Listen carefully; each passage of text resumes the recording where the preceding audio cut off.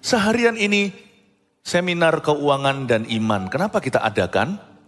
Karena salah satu wujud pemuritan adalah soal money. Kita harus menjadikan Tuhan itu Tuhan atas segala aspek hidup kita. Kalau saya jadi Anda, saya akan mengikuti kelima-lima daripada seminar ini. Itu dia topik-topiknya setiap ibadah. Jangan ketinggalan ya, karena ini adalah pesan gembala. Kita mulai dengan yang ibadah pertama saya berikan judul menabur dengan iman dan sengaja di tahun resesi. Iman kita itu tidak tergantung dengan keadaan kita atau prediksi dunia. Dunia boleh berkata apa saja, anak-anak Tuhan itu punya DNA Goshen. Goshen itu sebuah tempat waktu di Mesir, bangsa Mesir itu ngalami tulah, tapi bangsa Israel diluputkan. Bukan berarti hidup kita akan enak selalu, enggak. Tanpa struggle, tanpa pergumulan, tanpa perjuangan, enggak. Iman kita itu harus aktif. Tapi lebih dulu iman kita harus percaya. Percaya akan pemeliharaan Allah dalam kehidupan jemaat. Saya merasakan terbeban sebagai gembala sidang. Akhir tahun ini untuk mempersiapkan Anda tahun depan. Bukankah semua kita bekerja? Supaya Tuhan itu memberikan tuntunan. Apa yang saya bagikan sepanjang hari ini adalah step by step, langkah per langkah yang Tuhan inginkan atas jemaat ini. Dimulai dengan sebuah kalimat menabur dengan iman dan dengan sengaja di tahun resesi, kata orang 2023. Tapi kita nggak boleh wait and see. Tunggu dulu ya, nantikan dulu. Iman kita nggak boleh pasif. Kita harus menabur terus. Kita harus terus menabur. Kalau saya bilang menabur itu bukan bicara tentang persembahan. Saya bicara menabur itu bicara tentang kehidupan yang produktif. Menabur itu bicara tentang bidang usaha kita. Jangan ada yang putus asa. Harus berani banting tulang. Bukan hanya kerja keras. Kerja itu harus diimbangi dengan iman. Iman kalau tidak diimbang dengan kerja, Paulus berkata, kalau kamu hanya berdoa, jangan makan. Tetapi di tahun yang dibilang orang tahun susah, kita harus sengaja menabur. Mari kita baca ayatnya dulu, Kejadian 26 ayat 12 sampai 25. Maka menaburlah Ishak di tanah itu dan dalam tahun itu juga ia mendapat hasil 100 kali lipat. Sebab ia diberkati Tuhan dan orang itu menjadi kaya, bahkan kian lama kian kaya sehingga ia menjadi sangat kaya. Dan ia mempunyai kumpulan kambing domba dan lembu sapi serta banyak anak buah sehingga orang Filistin itu cemburu kepadanya. Segala sumur yang digali dalam zaman Abraham ayahnya oleh hamba-hamba ayahnya itu telah ditutup oleh orang Filistin dan ditimbun dengan tanah. Lalu kata Abimelek kepada Ishak, pergilah dari tengah-tengah kami sebab engkau telah menjadi jauh lebih berkuasa daripada kami. Jadi pergilah Ishak dari situ dan berkemahlah ia di lembah Gerar dan ia menetap di situ. Kemudian Ishak menggali kembali sumur-sumur yang digali dalam zaman Abraham ayahnya, yang telah ditutup oleh orang Filistin sesudah Abraham mati. Disebutkannya lah nama sumur-sumur itu menurut nama-nama yang telah diberikan oleh ayahnya. Ketika hamba-hamba Ishak menggali di lembah itu, mereka mendapati di situ mata air yang berbual-bual airnya. Lalu bertengkarlah para gembala Gerar dengan para gembala Ishak, kata mereka, air ini kepunyaan kami. Dan Ishak menamai sumur itu Esek, karena mereka bertengkar dengan dia di sana. Kemudian mereka menggali sumur lain, dan mereka bertengkar juga tentang itu, maka Ishak menamai sumur itu Sitnah. Ia pindah dari situ dan menggali sumur yang lain lagi. Tetapi tentang sumur ini mereka tidak bertengkar. Sumur itu dinamainya Rehobot. Dan ia berkata, sekarang Tuhan telah memberikan kelonggaran kepada kita, sehingga kita dapat beranak cucu di negeri ini. Dari situ ia pergi ke Beersheba. Lalu pada malam itu Tuhan menampakkan diri kepadanya serta berfirman, akulah Allah ayahmu Abraham, janganlah takut, sebab aku menyertai engkau. Aku akan memberkati engkau dan membuat banyak keturunanmu, karena Abraham hambaku itu. Sesudah itu Ishak mendirikan mezbah di situ dan memanggil nama Tuhan. Ia memasang kemahnya di situ, lalu hamba-hambanya menggali sumur di situ. Pemuritan Tuhan Yesus atas hidup kita itu extended sejauh sampai money, dalam soal mamon kita harus benar. Hari ini kita diajari terlebih dahulu prinsip-prinsip kerajaan sorga.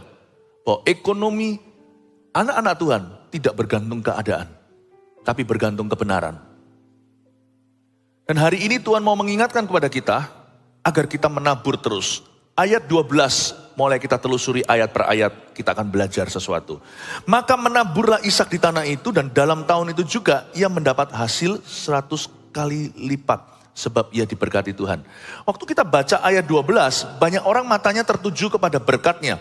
Yaitu ia mendapat hasil 100 kali lipat. Tapi waktu saya baca ini, sejak pertama kali saya tahu ayat ini, mata saya tertuju kepada kalimat pertama malahan. Maka menaburlah Ishak. Banyak orang hanya mau saham kosongan sama Tuhan. Maunya hanya diberkati. Maunya 100 kali ganda. Tapi mereka menyisihkan atau mengesampingkan responsibility atau tanggung jawab mereka. Tuhan tidak pernah memberkati spirit, wait and see. Tuhan tidak pernah memberkati dan merestui orang yang hanya gigit jari, lalu andai ku kaya. Tuhan itu suka dengan kerja keras kita. Jangan lupa loh, memang Ishak bergantung pada Allah apakah taburannya bertumbuh. Ataukah paceklik terjadi lalu panen batal sama sekali. Tapi jangan lupa Ishak melakukan bagiannya. Menaburlah Ishak. Kata menaburlah Ishak di situ itu menabur dengan sengaja. Setelah dia tabur, dia beriman, taburannya itu akan berhasil. Saran saya untuk tahun depan, simple aja ya, biar masing-masing yang saya katakan ini menjadi rema. Saya nggak bisa beri aplikasinya satu persatu, biar Roh Kudus yang menggelitik hatimu. Nanti Tuhan yang akan menerangi jalanmu. Saran saya adalah jangan tunggu keadaan. Kalau memang itu sudah sinergi dengan apa yang Anda lakukan, bangun terus, tabur terus. Memang kita harus hati-hati, mawas diri, jangan serakah. Orang yang ngawur, tidak ada perhitungan yang jelas, resiko tidak diperhitungkan, yang selalu berambisi tanpa fondasi, orang seperti itu pasti akan jatuh tahun depan. Makanya jangan spekulasi. Tapi kalau itu sesuatu yang sifatnya sudah menjadi proses Tuhan yang berkesinambungan dalam kehidupanmu, janganlah tahan karena ketakutan. Karena orang-orang berkata tahun susah. Kalau memang sudah waktunya Anda masuk ke next step, langkah berikutnya next plan, jalankan. Dan percaya bahwa Tuhan pasti akan memberkati usaha dan imanmu. Allah kita itu tidak akan mengecewakan kita. Sebab Tuhan itu melihat taburan Ishak. Ishak itu menabur bukan di masa yang bagus. Dia juga bukan menabur di masa yang aman. Buktinya ketika dia gali sumur untuk perairan taburannya, kan zaman dulu nggak bergantung hujan saja, dia itu membentuk sebuah sistem untuk mengairi tanaman. Daripada nunggu dari langit, karena masa itu masa yang sangat berkepanjangan kering kerontang, Ishak membentuk irigasi. Tapi ditutup Filistin itu, siapa bilang kalau Tuhan restu, tidak ada oposisi. Tapi kalau kita siap untuk berjuang, Tuhan siap jalan sama kita kok.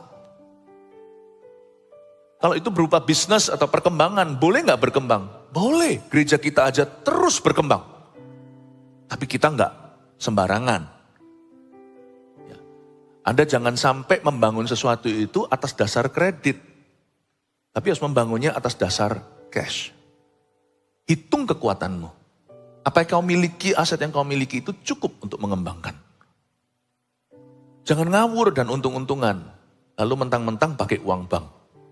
Lalu dipakai untuk hal-hal lain lagi. Sudah dapat loan-nya, kita pakai untuk tambal sana, tambal sini. Itu akan gali sumur, tutup sumur. Gali lubang, tutup lubang, jatuh sendiri ke lubang. Jangan ngawur. Kalau kita itu bawa rencana kita ke kaki Tuhan, percayalah Tuhan itu akan make you. Akan membawa Anda untuk berjalan dalam kemenangan. Tapi juga celakalah orang yang ketakutan tidak membuat rencana apa-apa. Jikalau bunyi firman ini begini, maka tidak berbuat apa-apalah Ishak. Maka Tuhan juga tidak akan melipat gandakan 100 kali. Kalau ayat ini berkata, maka tidak menaburlah Ishak di tanah itu, dan dalam tahun itu juga ia gigit jari. Tabur, bukan ngawur. Tabur itu harus sengaja. Make plans, buat rencana untuk tahun depan. Yang memang waktunya sekolah-sekolah. Yang waktunya untuk masuk ke kuliah-kuliah. Gak apa-apa kita kencangkan sabuk kalau memang perlu. Tetapi jangan hentikan hidupmu karena ketakutan dan apa kata profesi dunia. Maka menaburlah Ishak. Dan Tuhan memberikan dia hasil 100 kali lipat atau ganda. Itu yang tidak dia duga. Sebab ia diberkati Tuhan. Because the Lord blesses his effort. Karena Tuhan memberkati effort atau usahanya. Tuhan memberkati keringatnya. Tapi saya yakin waktu Ishak menabur, dia bukan hanya menabur lalu habis itu bergantung pada hikmatnya. Dia menabur, saya yakin sebagai orang beriman, dia anak Abraham loh, anaknya bapak beriman. Dia pasti gunakan imannya, exercise your faith. Jangan hanya kerja, doa. Tahun depan adalah tahun doa. Pray. Saya menabur, yang saya taburkan dalam profesi saya adalah benih-benih firman. Saya nggak bisa lihat pertumbuhan itu, saya nggak tahu kan. Firman yang saya bagikan ini nanti hasilnya apa dalam kehidupan Anda. Tapi sebelum saya naik ke mimbar ini, saya udah berdoa di rumah, saya udah berdoa minggu ini. Sebelum naik ke sini saya berdoa lagi. Setelah saya turun dari sini, Anda pulang terima doa berkat, saya kembali ke ruang saya secara pribadi doa lagi. Minta supaya taburan saya itu berguna buat jemaat. Don't just do. Jangan hanya lakukan tugasmu. Pray to God. Berdoa kepada Tuhan supaya Tuhan melipat gandakannya. Benih yang kau tabur disaingi sama tuaian dan tidak seimbang. Saya dorong Anda untuk jangan bangun hanya profesimu. Bangun hubunganmu dengan Kristus. Bangun kerohanianmu. Percepatan itu ada akselerasi. Ada orang yang menabur tidak menuai karena Tuhan tidak restui. Saya bukan bicara soal berkat materi semata-mata. Saya bicara tentang petualangan pengalaman komplit dengan Tuhan Yesus. Ayat 13, dan orang itu menjadi kaya. Bahkan kian lama kian kaya sehingga ia menjadi sangat kaya. Bahkan Tuhan tidak menentang kekayaan. Kalau nggak gitu ayat 13 ini. Kalau nggak gitu ayat 13 ini apa? Dan orang itu menjadi kaya. Itu sebuah statement loh. Sebuah pernyataan Roh Kudus loh. Bukan berarti Roh Kudus suka materi. Bukan. Roh Kudus menunjukkan there is nothing wrong with wealth. Tidak ada yang salah dengan kekayaan. Kalau kekayaan itu didapatkan dengan halal, didapatkan dengan cara yang benar. Bahkan Alkitab memuji dia. Dan orang itu menjadi kaya. Bahkan kian lama kian kaya. Bukan kaya, ada orang kan gitu ya, kembang kempis. Kaya jatuh, kaya jatuh, kaya jatuh. Berkat Tuhan tanpa ada susah payah mengikutinya. Ada orang itu menjadi kaya, bahkan kian lama kian kaya. Karena dia mengelola. Gak mungkin lah. Kalau orang sekolah dan dia belajar sungguh-sungguh, kebutuhan khusus pun bisa maju. Dia pasti akan naik kelas, gak akan tinggal kelas. Kalau kita tidak masalah dengan orang di SD, SMP, SMA naik kelas terus gak pernah tinggal kelas atau turun kelas. Kalau dia nyontek mungkin dia bisa tinggal kelas. Kalau dia banyak bolosnya, ulangannya buruk, bahasa Indonesia, bahasa matematika dan sebagainya, hal-hal yang utama itu anjlok. Ya pasti dia nggak akan naik semester depan. Kalau kita bisa fine-fine saja lihat orang naik kelas di sekolah, kenapa nggak fine-fine saja lihat orang naik kelas dalam kekayaan? Karena dia benar. Karena dia mengelolanya dengan profesional. Nggak mungkin lah orang kalau manajemennya bagus, manage diri sendiri, nggak mungkin dia akan jatuh bangun begitu, nggak mungkin. Pasti dia naiknya seperti ini. Dia akan berjalan makin lama makin kuat. Mazmur 84, hendak menghadap Allah di Sion. Jangan iri dengan orang yang sukses. Kalau suksesnya itu, sukses juga ada dua macam. Orang yang sukses karena korupsi juga ada. Orang yang sukses merampok bank juga ada. Tapi orang yang sukses karena dia mengelola perlahan-lahan. Harta yang diperoleh pelan-pelan. Dengan benar dan fondasi hikmat, kata Amsal. Hartanya tetap. Tetapi orang yang cepat kaya dan mau cepat kaya masuk ke dalam berbagai macam pencobaan, surat Yakobus. Kenapa kita fine melihat orang naik kelas di sekolah, tapi nggak fine melihat orang naik kelas di kerja? Ada orang Kristen itu yang sangat anti dengan namanya kekayaan. Kadang-kadang tanpa disadari kita-kita yang begitu itu munafik. Buktinya tiap hari kerja kan demi apa? Orang itu sendiri yang anti kekayaan, tiap hari kerja supaya kaya. Mendingan saya ajarkan firman Tuhan. Bagaimana kata Ulangan memperoleh kekayaan dengan tangan yang kudus, tangan yang benar. Saya rasa itu jauh lebih bagus. Karena Abraham itu dipanggil untuk jadi berkat. Lihat Ishak, makin lama makin kaya sehingga ia menjadi sangat kaya. Oh, kekristenan hidupnya mulus gitu, enak terus gitu. Orang-orang yang mencibir selalu katakan. Enggak, Anda baca lagi ayat itu. Banyak dispute, banyak perbantahan tentang Ishak. Banyak pro kontra tentang dia. Banyak oposisi yang terjadi. Gak ada namanya kehidupan mulus itu. Kita cuma punya kehidupan Yesus dalam diri kita. Tetapi jangan sampai hidup kita itu jatuh karena kebodohan kita. Mundur karena kebodohan kita. Melorot karena keteledoran kita. Tuhan ingin ingatkan kita jemaat, kalau kita menabur dengan iman dan sengaja dan iman kita sehat. Tuhan itu berkuasa loh untuk menambahkan berkat-Mu setiap tahun. Dan menjadikan hidupmu jauh tiap hari semakin mapan dalam Tuhan. Saya percaya, saya berdoa sebagai gembala yang berjaga atas jiwamu. Salah satu gembala di gereja ini yang berjaga-jaga. Saya berdoa di menara saya, menara hidupku. Saya berdoa agar hidupmu diberkati. Dan semakin jadi berkat, semakin mirip sama Kristus. Saya tahu dalam setiap permasalahan Anda, saya berdoa supaya Anda semakin menjadi seperti Yesus Kristus. Itu tujuannya. Gak mungkin kan kami para gembala itu dalam ruang doa kami mengutuki jemaat. Oh, aku berdoa supaya hidup mereka susah. Mau gak didoain gitu? Aku berdoa supaya mereka jatuh, supaya kenapa? Supaya kalau nanti mereka jatuh, mereka bisa lebih bersyukur. Masa harus dijatuhkan? Aku berdoa supaya mereka sakit. Boleh? Aku berdoa Tuhan kasih kanker ke semua jemaatku. Bisa gitu? Aku berdoa supaya mereka semua bangkrut. Apapun yang mereka kerjakan tidak berhasil. Gak mungkin kan gembala yang baik akan melakukan itu. Kami pasti akan berdoa supaya Anda diberkati, tapi gak berhenti di situ. Supaya Anda jadi berkat. Supaya gak jadi orang yang egois atau punya sifat OKB, orang kaya baru. Dan jangan punya sifat OML. Wah, ini term yang baru. Orang miskin lama. Jangan punya mentalitas itu. Kaya atau miskin, miliki mentalitasnya Ishak. Menabur dengan sengaja. Ayat 13 itu bukan sesuatu yang dia usahakan. Ayat 13 itu bonusnya dari Tuhan. Dan kita akan melihat permasalahan hidupnya banyak Ishak. Banyak itu Ishak. Gak gampang loh. Jadi pendatang. Ayat 14. Ia mempunyai kumpulan kambing domba dan lembu, sapi serta banyak anak buah. Sehingga orang Filistin itu cemburu kepadanya. Itu dia cemburu. Mau orang lain gak cemburu sama kita? Jangan berdampak. Udah. Gak ada orang komentar, gak ada orang akan mengkritikmu, gak akan ada orang yang mencibirmu, gak akan ada orang yang tersinggung sama dirimu, gak akan ada orang yang silau terhadap Anda, gak ada.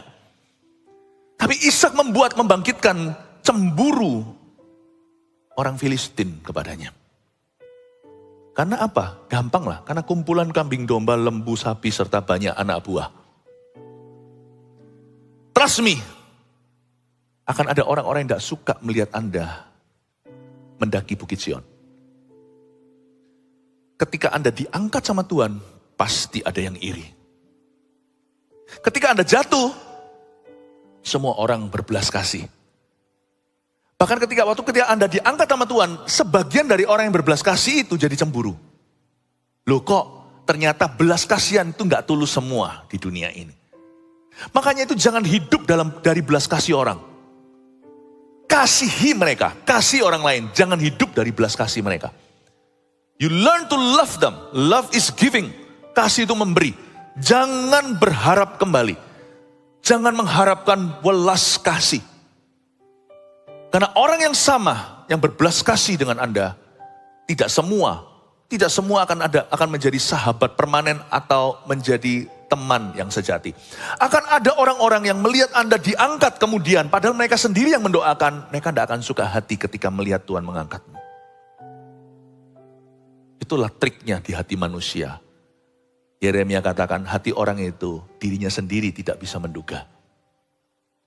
Karena itu jangan hidup dari belas kasih. Hiduplah oleh kebenaran. Kebenaran akan menuntunmu seperti pelita di kaki, terang bagi jalan. Manage yang bagus, diatur dan dikelola dengan benar. Nanti lihat ya, hidupmu akan produktif di hadapan Tuhan. Jangan hidup dari komentar orang ke komentar berikutnya. No need my friend. Tidak perlu juga Anda sukses untuk membuat orang lain impress, juga nggak perlu. Sukses itu fungsional. Itu berfungsi untuk menolong. Orang ditaruh di atas seperti Yusuf jadi Perdana Menteri supaya dia bisa membantu keluarganya waktu kelaparan. Daniel ditaruh di Babilonia supaya dia bisa menjadi kesaksian. Esther ditaruh di situ untuk menyelamatkan bangsa Yahudi. Fungsional kalau Allah menaruhmu di titik tinggi itu supaya Anda menolong orang lain. Supaya Anda berguna. Anda tidak usah menunggu sampai di titik itu baru berguna. Anda bisa hari ini juga dipakai oleh Allah lewat attitude atau sikap hatimu yang betul. Ayat 14 ini orang Filistin cemburu. Coba lihat ayat 15. Segala sumur yang digali dalam zaman Abraham ayahnya oleh hamba-hamba ayahnya itu telah ditutup oleh orang Filistin dan ditimbun dengan tanah. Kekanak-kanaan ya. Digali, ditutup oleh orang Filistin, ditimbun dengan tanah. Oke, kalau gua nggak bisa minum, lu nggak usah minum juga. Waduh, sifat egois orang Filistin. Padahal itu sumur, kalau nggak digali, ya sama-sama nggak minum anyway. Tapi waktu digali sama Ishak, kan memang itu surat hak miliknya dia, kan itu milik papanya Abraham. Orang Filistinnya nggak terima. Kalau aku nggak bisa minum, lu nggak usah minum sekalian. Itulah sifat manusia pada dasarnya. Itu yang diubah sama Tuhan seharusnya dalam gereja. Itu yang diubah. Di dalam gereja dan di gereja kita kerap kali diajarkan, karena saya sendiri ingat pengajaran-pengajaran saya soal itu, bahwa kita harus belajar senang untuk berkat orang lain dulu sekalipun kita tidak bisa mencicipi apa-apa. Orang yang bisa bersyukur untuk berkat orang lain, orang itu mungkin akan kecipratan, tapi jangan mengharapkan. Pokoknya kita harus punya hati seperti Kristus dulu. Kemakmuran itu bukan materi, kemakmuran itu pertama-tama jiwa kita. Surat Yohanes, salah satu suratnya 1, 2, 3 Yohanes itu, Yohanes berkata, aku berdoa so that your soul may prosper, supaya jiwamu itu makmur. Makmurnya jiwa itu legawa hati, bersyukur, wah kamu dapat mobil baru ya, wah aku senang, bukan lip service, aku senang tapi di belakang gitu aja sombong pamer. Bisa nggak kita legawa, tertawa lepas dan berkata, mungkin di dalam keluarga kita, senang ya kelihatan tetangga kita itu diberkati, promosi loh. Ya udah kita doakan mereka supaya semakin sungguh-sungguh.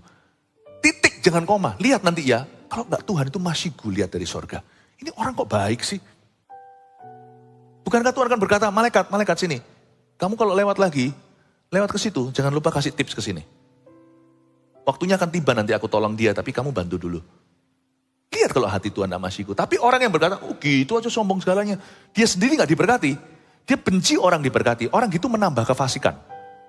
Dan Tuhan semakin membenci sifatnya. Dan Tuhan berkata, aku muak dengan yang beginian. Orang Kristen harus berubah soal itu. Jangan punya roh Filistin. Saya terlihat terlalu banyak di masyarakat maupun di dalam dunia kerja. Banyak orang Kristen tampak luarnya tapi dalamnya Filistin. Pengakuannya Yahudi, dalamnya Goliat. Hati-hati ya. Jemaat Mawar Sharon pokoknya jangan jadi begini. Selama kami hidup sebagai gembalamu, saya pasti akan terus teror Anda soal sifat ini. Termasuk saya teror dulu sifat saya tentang beginian. Karena kita semua keturunan Adam dan Hawa. Saya senantiasa berdoa. Jemaat kita bukan menjadi gereja terbesar. Tapi keinginan kami adalah menjadi gereja termulia. Yang hatinya itu loh beda. Hatinya beda. Oh saya bangga kok sebenarnya. Saya lihat gereja kita, jemaat kita. Tentunya saya tidak tahu 100% atau enggak. Sebagian besar inilah sifat dasar. Saya lihat di gereja kita, orang-orangnya baik-baik dan tulus-tulus. Berikan tepuk tangan untuk jemaat. Haleluya. Ayat 16. Lalu kata Abimelek kepada Ishak, pergilah dari tengah-tengah kami sebab engkau telah menjadi jauh lebih berkuasa daripada kami. Go away. Jadi pergilah Ishak dari situ dan berkemahlah ia di lembah Gerar. Dan ia menetap di situ. Loh kok ngalah ya? Kok nggak perang aja? Ishak padahal sudah cukup uang. Paling tidak untuk sewa tentara bayaran. Enggak, itu dia ngalah. Coba lihat hatinya. Kemudian Ishak menggali kembali sumur-sumur yang digali dalam zaman Abraham ayahnya. Yang telah ditutup oleh orang Filistin. Sesudah Abraham mati. Disebutnya lah nama sumur-sumur itu menurut nama-nama yang telah diberikan oleh ayahnya. Ayat 18 secara profetik saya ingin menunjukkan bahwa ada sumur-sumur persediaan atau penyediaan Allah. Sebenarnya sumur-sumur itu masih ada air. Kita bahkan tidak perlu berdoa untuk berkat baru, ada banyak berkat lama yang belum digali. Andai kata kita diberikan favor perkenalan dan kunci untuk bisa menggalinya, sumur-sumur itu masih ada. But these wells, sumur-sumur ini membutuhkan iman dari sisimu. Membutuhkan kreativitas dari sisi Anda. Dan membutuhkan kerja keras untuk menggalinya. Saya selalu percaya, saya tidak perlu mengejar berkat baru. Ada banyak orang forfeit their blessings. Sekeliling kita ada banyak sekali orang-orang yang menyembunyikan talenta atau yang menyangkali berkat Allah. Dengan cara hidup mereka yang salah, dengan sikap hati mereka yang salah, dan mereka yang hidup di dalam dosa. Tahukah Tuhan itu ahlinya memindahkan talenta? Saya tidak berharap talenta orang lain dipindahkan ke kita. Tetapi kalau Anda lihat seseorang jatuh, atau orang Kristen yang dulunya biasa lalu diangkat Tuhan jadi sombong sekali. Percayalah, dia masih punya kekuatan materi, tapi berkat perkenanan Allah sudah pindah dari orang itu. Tuhan akan pindahkan satu talenta yang disembunyikan itu kepada seorang yang mengerjakan 5 talentanya, alias yang sungguh-sungguh. Tuhan pindahkan.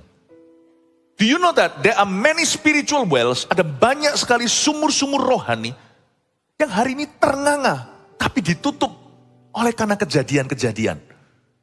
Dan kalau Anda beriman, minta kreativitas dari Tuhan, itu sumur-sumur airnya bisa menjadi hak milikmu. Ketika kita melihat ada seorang yang jatuh dalam dosa, kita doakan supaya dia bangkit. Kita tidak perlu berkat orang, kita punya porsi sendiri. Tapi kalau orang itu tidak mau mengindahkan suara Tuhan, berkat orang itu dipindahkan kepadamu. Saya bahkan curiga ya, beberapa pemakaian Allah dalam pelayanan kami, pelayanan saya juga, itu mungkin bukan punya saya, itu mungkin milik hamba-hamba Tuhan lain sebelumnya yang menyangkali panggilan itu. Mereka tidak mau. Kita tidak perlu selalu minyak yang baru kok. Minyak yang lama fine, masih ada, masih segar.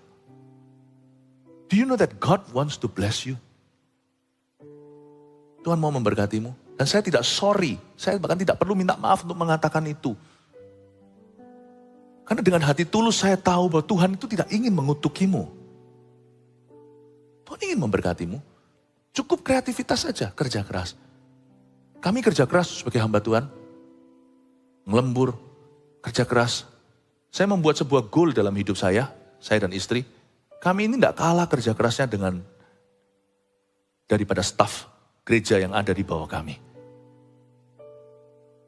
Khotbah itu melelahkan. Hari ini dan kemarin, termasuk Jumat. Weekend ini saja 8 kali saya khotbah, baru pulang dari Taiwan langsung 8 kali khotbah. Di Taiwan berapa kali? I work hard. Pertumbuhan itu terjadi memang daulat. Kita nggak bisa mengklaim, oh gereja ini bertumbuh karena aku atau karena kita. Enggak. Tapi kita juga nggak nganggur. Kita terus menabur. Saya nggak khotbahkan yang sama. Minggu lalu khotbah apa ingat nggak? Tentang keluarga. Sebelumnya tentang Kidung Agung. 2 minggu yang lalu. Terus menggali sumur. Apapun profesimu, pastikan Anda layak dibayar. Value yang Anda berikan pada perusahaan, dalam pelayanan juga sama, meskipun bukan komersial, harus melebihi bayaranmu. Perusahaanmu harus diuntungkan dengan adanya dirimu sebagai anak-anak Tuhan di sana. Misalnya kalau saya dibayar 1 juta rupiah, sumbangsi saya harus 10 juta ke tempat itu. Makanya ada ruang untuk saya selalu dipromosikan oleh Tuhan. Kalau Anda tidak dipromosikan, tenanglah, tinggal tunggu waktu. Barang bagus itu nggak bisa sembunyi lama-lama, Tuhan akan munculkan. Kalau Anda memang terbuat dari emas, sebentar lagi emas taruh di jalan akan dicuri. Sebentar lagi berebut tentang Anda. Anda diperebutkan. Anda menjadi sengketa indah. Tidak akan pernah orang yang rajin itu dibuang. Jangan hanya cuman kreativitas, berani kerja keras. Saya kemarin waktu potong rambut, yang motong saya bilang gitu, wah ada libur ya Pak? Oh saya bilang salah Bapak. Oh tapi udah banyak sekali ini Jumatnya. Kebetulan ada Jumat juga potong rambut yang sama ya kan. Tanya, wah iya ini Jumatnya udah pergi ke sini mungkin. Iya Pak, saya pendetanya. Akhir tahun, malah berat, panjang kerjanya. Orang liburan, saya belum libur nih. Gak apa-apa, saya bangga terus menabur daripada terus menganggur. Sana silakan liburan, gak apa-apa. Tapi yang liburan ya, dengarkan ini 5-5 dicicil ya. Yang sekarang ada di luar kota, luar negeri dan sebagainya. Orang yang punya kebebasan untuk bisa berlibur sama keluarganya. Gak semua orang selaki atau seberuntung beruntung Anda. Tapi Anda tidak boleh cuti dengarkan pesan gembala. Haleluya. I love you. Tangkap ini ya. Ayat berikutnya, sekarang kita lihat. Ayat 19. Ketika hamba-hamba Ishak menggali di lembah itu, mereka mendapati di situ mata air yang berbual-bual airnya. Oh haleluya, berkat ya. Tunggu dulu, lalu bertengkarlah para gembala Gerar dengan para gembala Ishak, kata mereka, air ini kepunyaan kami. Dan Ishak menamai sumur itu Esek. Esek itu artinya dispute atau quarrel atau tengkar. Ishak menamai sumur pertama tengkar atau sengketa yang kurang indah. Lihat, Ishak mengalami dispute, mengalami lawsuit dalam bahasa Inggrisnya. Mengalami tengkar, mengalami tuntutan. Ini kalau zaman sekarang sudah ke pengadilan. Gak gampang jadi Ishak. Ada, bukan hanya air keringat mungkin, ini sudah air darah. Karena mereka bertengkar dengan dia di sana, ayat 21. Kemudian mereka menggali sumur lain dan mereka bertengkar juga tentang itu. Maka Ishak menamai sumur itu Sitna. Kalau punya anak jangan dikasih nama Sitna. Karena artinya jelek, oposisi, perlawanan. Ishak menyebut sumur itu, minggir sudah. Sumur ini penuh dengan oposisi. Ia pindah dari situ dan menggali sumur yang lain lagi. Tapi tentang sumur itu mereka tidak bertengkar. Sumur itu dinamainya Rehobot. Bagus, Rehobot ini artinya room atau ruang. Akhirnya aku bisa bernafas. Dan ia berkata, sekarang Tuhan telah memberikan kelonggaran kepada kita. Sehingga kita dapat beranak cucu di negeri ini. Katakan kelonggaran. Coba katakan kelonggaran. Orang itu kalau punya berkat Tuhan di dalam hati, sekalipun berkatnya diambil secara paksa, orang itu akan hatinya tidak melekat pada harta. Sungguhan. Untuk bisa menjadi umat pilihan Allah, kita harus mempraktekkan dan melestarikan suatu jenis hati, yaitu hati yang longgar. Hati itu mesti longgar. Hati itu harus mampu berkata seperti ini. Ya sudahlah. Orang Kristen yang tidak bisa berkata, ya sudahlah. Itu tidak terlalu Kristen hatinya. Gak usah muluk-muluk tampar pipi kanan kasih pipi kiri.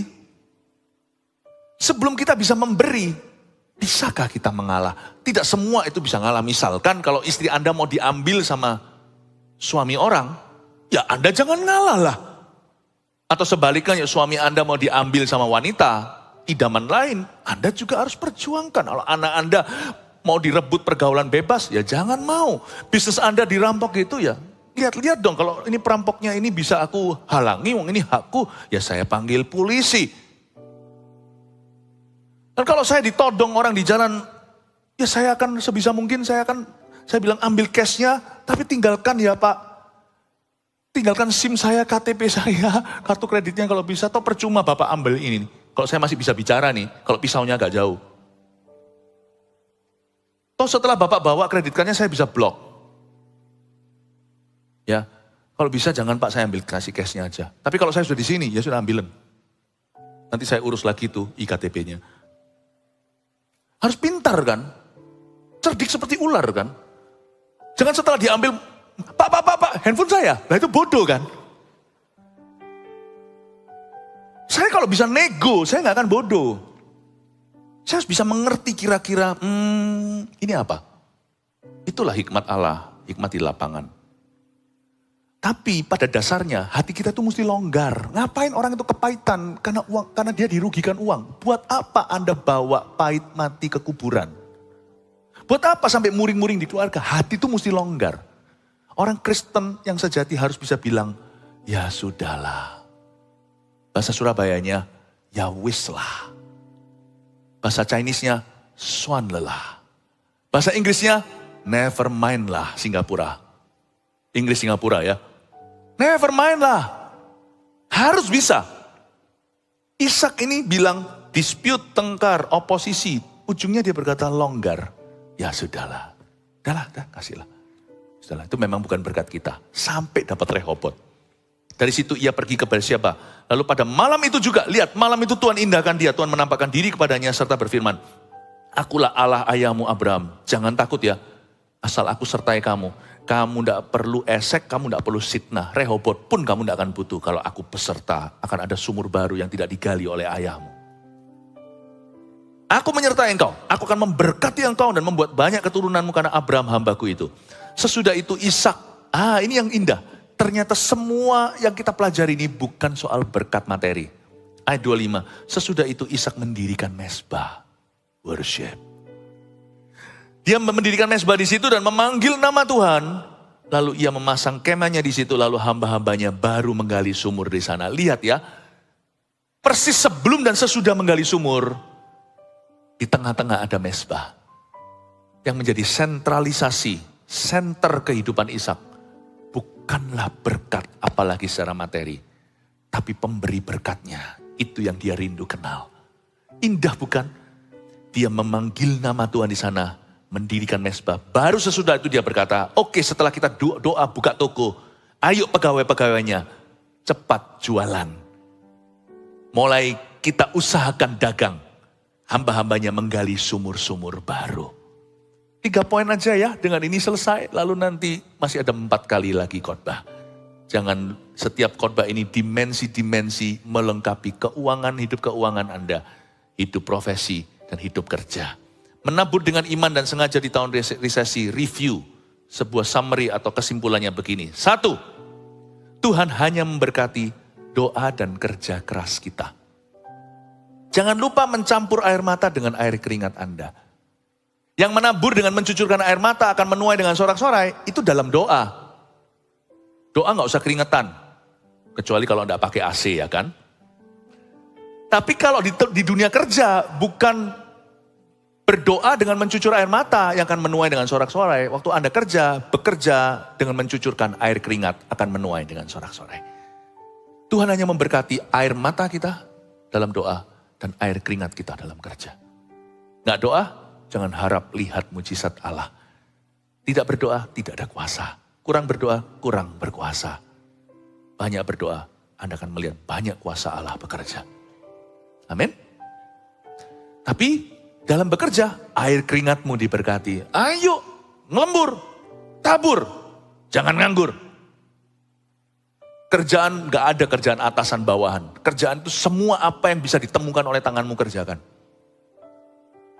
2, miliki hati yang longgar untuk memberi dan mengalah. Ishak itu memberi loh. Ya sudahlah, kasih ke mereka. Ya sudahlah, kasih ke mereka. Ya sudahlah, lihat orang Filistin ambruk. Ishak menjadi kian lama, kian kaya. Beda ya orang yang longgar hatinya, udahlah memberilah. Ya udahlah, never mind lah. Ayo kita memberi. Mengalah. Lihat apa yang terjadi. Tapi dia gak ngalah itu dengan bodoh. Dia pergi ke Rehobot. Dia gali sumur lain, dia jauhi, dia kasih batas, mungkin dia kasih pagar sama orang Filistin, dia lindungi. Tapi ngalah dulu. Ngalah dulu, setelah itu kita jaga diri. Sebab orang yang mengalah menjaga hatinya. 3, hati yang menyembah memang harus disengaja. Jangan hanya menabur terus. Menabur itu harus menyiram. Nabur itu air mata doa, air keringat kerja. Tapi menyiram itu menyembah. Jadikan pujian penyembahan bukan hanya nyanyian di gereja. Jadikan itu lifestyle-mu.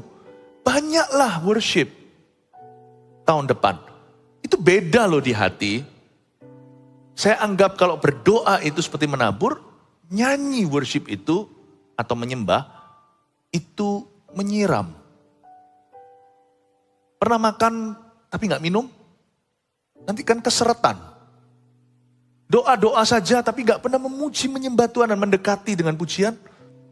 Lama-lama doamu sendiri akan menjadi kaku. Jangan lupa dilumasi dengan worship. Tahu nggak? Instrumen utama dalam worship service atau kebaktian seperti ini itu bukan pianonya. Bukan ketipungnya, bukan drum atau gitar dan bassnya. Bahkan bukan, biasanya di sini juga ada stringnya. Seperti violin, harpa. Ternyata itu semua bukan alat utama dalam sebuah kebaktian penyembahan. Tahu nggak instrumen utama dalam sebuah kebaktian worship? Suara jemaat. Karena itu jangan nonton kalau lihat begitu. Ikut menyembah. Suara jemaat itulah choir yang sesungguhnya. Di sini bisa ada kornya. Tapi choir di depan ini hanya sebagai inspirasi saja. Pemandu. Suara sesungguhnya yang dinanti oleh Yesus Kristus setiap kebaktian kita adalah suara Anda. Amin. Kalau menyembah, menyembahlah sungguh-sungguh. Sebab firman yang ditabur ini harus disirami untuk bertumbuh. Dan firman itu paling subur bertumbuh dan penggenapannya tentunya di hati yang suka worship Jesus. Haleluya.